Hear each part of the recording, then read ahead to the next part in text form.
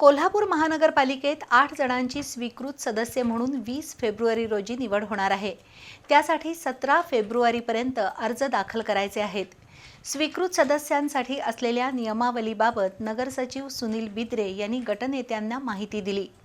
महायुती आणि महाविकास आघाडीनं या पदासाठी प्रत्येकी 5 अर्ज नेले आहेत। कोल्हापूर महानगरपालिकेच्या निवडणुकीत महायुतीला 46 तर महाविकास आघाडीला 35 जागा मिळाल्या आहेत।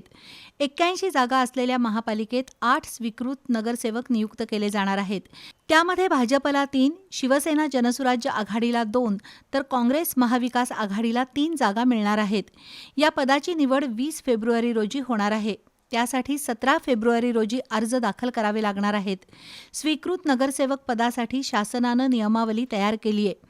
या नियमावलीतील अटी पूर्ण करणाऱ्या व्यक्तींची स्वीकृत सदस्यपदी नियुक्ती होणार आहे। त्यामुळे नगरसचिव सुनील बिद्रे यांनी आज सर्व पक्षांच्या गटनेत्यांची बैठक घेऊन स्वीकृत सदस्यपदासाठी असलेल्या नियमावलीची माहिती दिली। या पदासाठी महायुती आणि महाविकास आघाडीनं प्रत्येकी 5 अर्ज नेले आहेत। या पदासाठीच्या इच्छुकांनी मोर्चे बांधणी सुरू केली आहे।